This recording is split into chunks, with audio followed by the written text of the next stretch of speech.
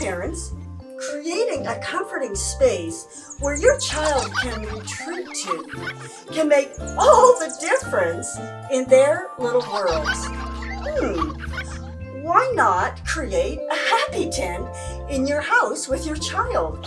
Gather blankets, pillows, soft lighting, music, and comforting toys and light snacks.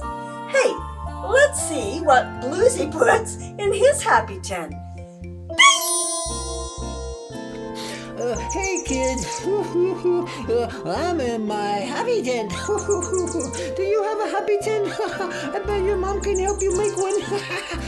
I like a big old soft pillow in my happy tent. And I like to have a fluffy blanket. I like Mr. Fuzzy, my fluffy blanket. And I like to have a toy to play with and a cuddly bear. I like them. And I like some yummy birdseed too in my happy tent.